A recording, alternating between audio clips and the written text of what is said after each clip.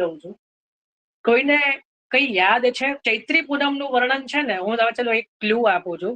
84 વૈષ્ણવની વાર્તામાં પણ વર્ણન આવે છે અને 252 ભગવદીયના. અચ્છા, આ બીજી લિંકમાં બી કોઈનો હેન્ડ રેઝ હતો, મેં જોયું નહીં. કોઈના પ્રશ્ન છે એમાં?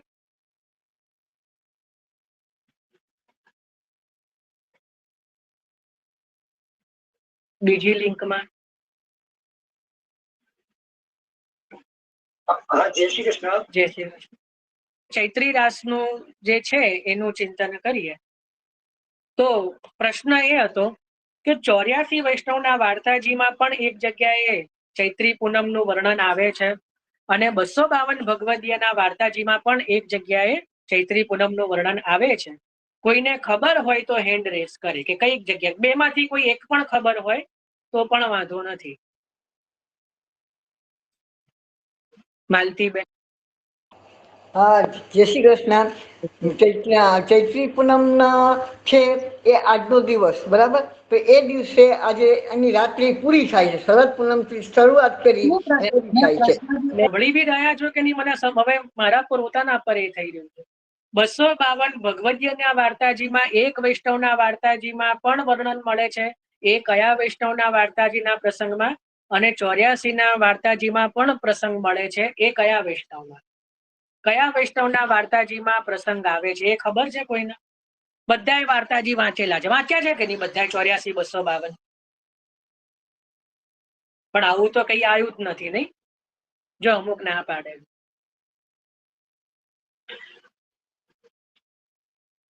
નથી આવ્યું ને?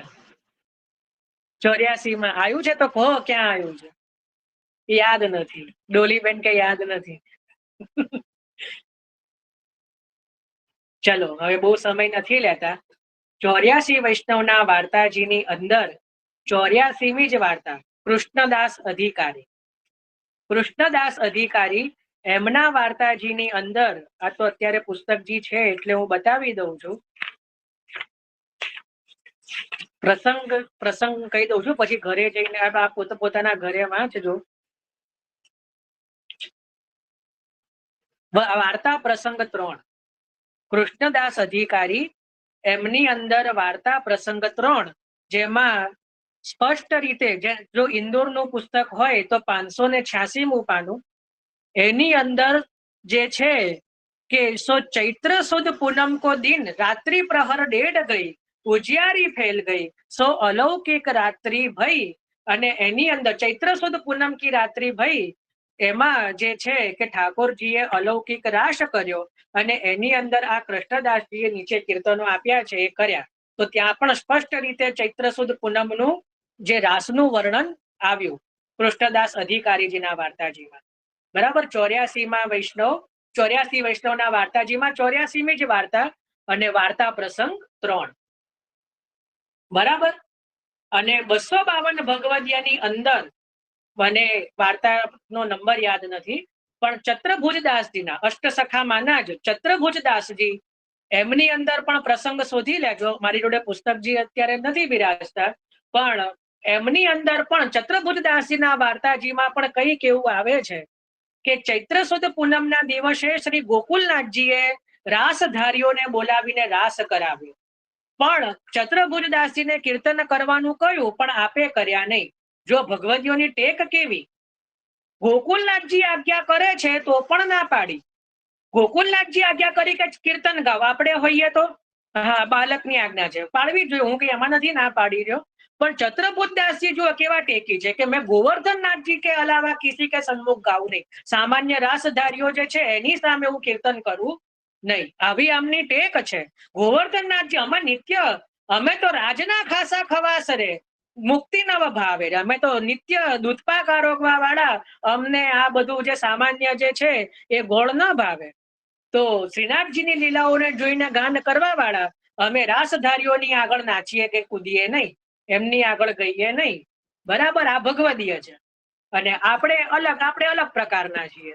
તો ત્યાં ચત્રભુજદાસીએ મના કરી કે જો ગોવર્ધનનાથજી પધારે નહીં, અમારો તો પ્રણ છે ગોવર્ધનનાથજી સન્મુખ ગાવું. તો પછી ત્યાં ગોકુલનાથજીએ કીધું કે ચત્રભુજદાસીની ભાવના છે તો ગોવર્ધનનાથજી હું અવશ્ય પધારેંગે. પછી ગિરધરજીને લઈને શ્રીનાથજી પધાર્યા અને ત્યાં પણ એટલે ત્યાં પણ રાસ થયો. એ પણ દિવસ ચૈત્ર સુદ પૂનમનો છે. પછી તો ગુસાઈજીએ બરજ્યા કે ભાઈ આ રીતે શ્રીનાથજીને પરિશ્રમ કરાવવો નહીં, એવું પણ પછી આવે છે. એટલે પછી શ્રી ગોકુલનાથજીએ રાસ એ રીતે કરાવવાનો પછી તો ક્યારેય આપે કરાયો નથી. પણ આ જે બે પ્રસંગો જે છે કે જેમાં સ્વયં શ્રી ગોવર્ધનનાથજીએ જે છે એ રાસનો ક્રમ કર્યો છે, એ ભાવથી આપણે ત્યાં જે છે એ રાસનો ક્રમ જે છે આજે ચૈત્રી પૂનમે લેવામાં આવે છે.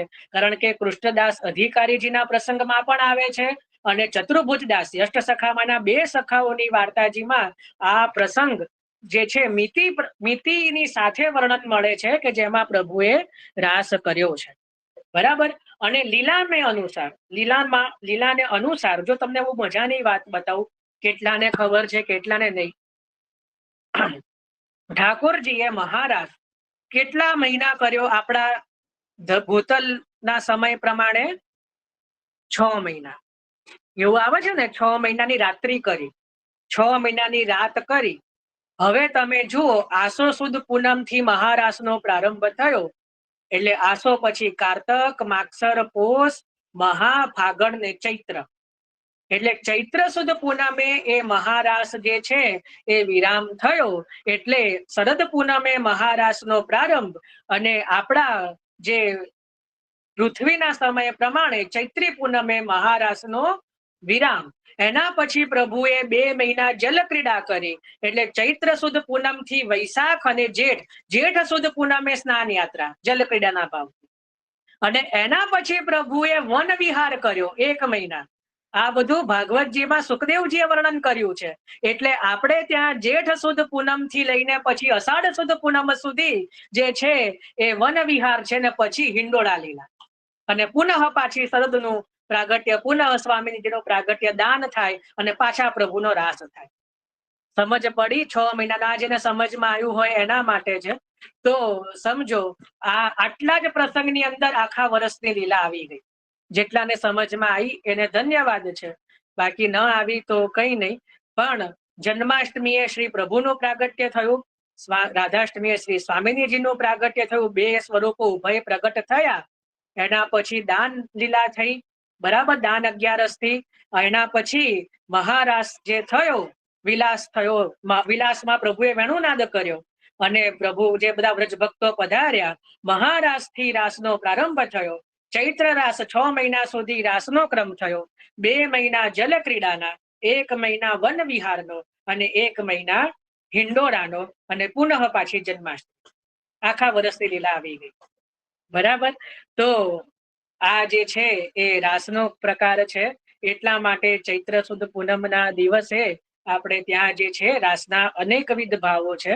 તો એમાંથી આજે લઘુ રાસના ભાવથી જે છે એ પ્રકાર જે છે લઘુ રાસ બે ક્રમ છે, એનું આપણે પછી ક્યારેક સમજીશું. પણ એવું સમજો કે આ લઘુ રાસ મહારાસનો વિરામ છે.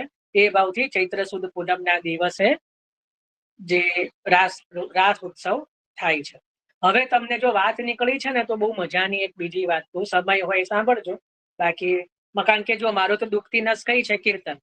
બરાબર ને? તો જો જેને ત્યાં મને કોઈ વૈષ્ણવે પ્રશ્ન કર્યો હતો કે વધાઈઓમાં જો મુકુટ ધરે કે એ તો કયા વધાઈ કરવી?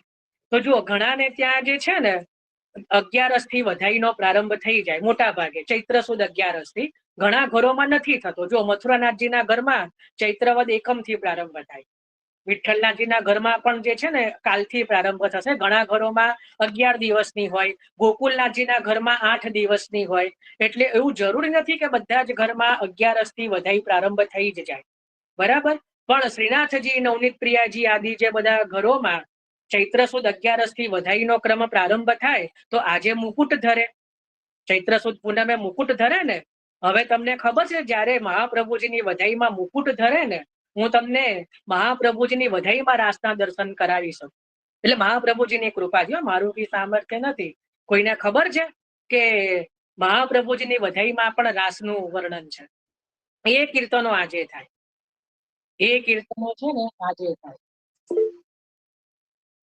હા બોલો દેવ. આ તો મારા જ બધા છે, આ દેવ ધ્રુવ. બીજા બોલો. હા બીજા બીજા કોને ખબર છે? કનુભાઈ. ऐसी बंसी बाजी बनगन में। દીપાલીબેન. હા એ જ કીર્તન હતું જે મીનાબેને કહ્યું. બસ એક જ છે. અરે બાપરે, મારી 5% જ મોબાઈલ છે ને સ્વિચ ઓફ થઈ જશે એકદમ. 5% જ પેલું થઈ ગયું. ફટાફટ લઈ લઈએ છે, કદાચ મારો મોબાઈલ પછી સ્વિચ ઓફ થઈ જશે. મહાપ્રભુજીની વધાઈમાં બહુ બધી વધાઈઓ છે, જેમાં રાસનું વર્ણન છે. એક તો જો આ જે કીધું એસી બંસી બાજી બનઘન મેં વ્યાપ રહી ધુની, એ છે. દ્વિજકુલ પ્રગટે શ્રી હરિ સુંદરતા કી રાસ. સુંદરતા કી રાસ. એની અંદર હા બોલો ભારતીબેન. ના ગલતીથી થઈ ગયું. હા બરાબર. તો દ્વિજકુલ પ્રગટે શ્રી હરિ સુંદરતા કી રાસ. પછી આ જે એસી બંસી બાજી બનઘન મેં વ્યાપી રહી, એના પછી એક બીજી પણ વધાઈ છે, જેની અંદર સ્પષ્ટ રીતે રાસનું વર્ણન છે. કૃષ્ણદાસજીનું જ છે, અને એ પણ 8 તુકનું છે. હું મારી જોડે અત્યારે છે નહીં, હું શબ્દ થોડો ભૂલ્યો છું. હું જરૂરથી કાલે એ કહીશ. એની અંદર પણ જે છે ને સ્પષ્ટ રીતે રાસનો, અથવા તો હું ચાલો એ હોમવર્ક આપું છું કે શોધીને લાવો. બરાબર, મને તો યાદ આવી જશે અત્યારે હવે, કારણ કે મારો મોબાઈલમાં ધ્યાન જતું રહ્યું ને, કારણ કે ધીમે ધીમે 4% થઈ ગયું છે. એટલે કદાચ આશ્રયનું પદ હું નહીં, કારણ કે હવે પાછું ચાર્જિંગમાં જોડીશ ને તો થોડી વાર લાગશે. તો એ શોધજો. કૃષ્ણદાસજીની પણ એક વધાઈ છે, એની અંદર પણ રાસનું વર્ણન છે. હર્ષાબેન. हाँ, एक छे रास में नाचत रास विहारी, नचवत है सब व्रज की नारी। રાસનું વર્ણન છે, એ તો રાસનું જ પદ છે. મહાપ્રભુજીની વધાઈમાં ક્યાં રાસનું વર્ણન છે, એ સમજો તો ખરા હું શું કહી રહ્યો છું. अच्छा अच्छा। મહાપ્રભુજીની વધાઈમાં પણ જે કીર્તનો આજે લેવામાં આવે છે વધાઈ, કારણ કે મુકટ ધરી છે એટલે મુકટ પ્રભુને ધરવામાં આવે. પછી એક કીર્તન છે દિનમણી શ્રી વલ્લભ ઉદયો, રાસાવરીમાં. એની અંદર પણ તમે જોશો ને તો રાસ રસિક લીલામૃત સાગર. બરાબર. તો આવા જેટલા પણ કીર્તનો છે કે જેની અંદર રાસનું વર્ણન આવતું હોય ને, તો એ બધા કીર્તનો આજે મુકુટના શૃંગારમાં વધાઈમાં રાસનું વર્ણન આવે. તો આજે બધાએ એ કામ કરવાનું છે. કીર્તનનું પુસ્તકજી ખોલજો, મહાપ્રભુજીની વધાઈ ખોલજો, અને 2 દિવસ આજે અને કાલે શોધજો કે કયા કયા કીર્તનોમાં રાસનું વર્ણન કે રાસ શબ્દ આવી રહ્યો છે, એનું લિસ્ટ બનાવો.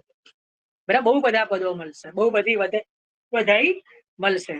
તો જો આજે આપણે એક તો જોયું, એવી રીતે ક્યારેક શહેરાનું આવશે તો શહેરાનું બતાવીશ, ટીપારાનું આવશે તો ટીપારાનું બતાવીશ. બરાબર. તો એ રીતે આપણે વધાઈઓમાં પણ કયા શૃંગારમાં કઈ વધાઈઓ લેવી એ પણ ધીમે ધીમે સમજીશું. ક્યાં તો હું એ રીતે બતાવીશ કે હવે પછી તમારે જાતે શોધવાનું કે જો આ શબ્દ આવતો હોય ને તો આ શૃંગારમાં આ લેવાનું. બરાબર. જો મારું મોબાઈલ સ્વિચ ઓફ થઈ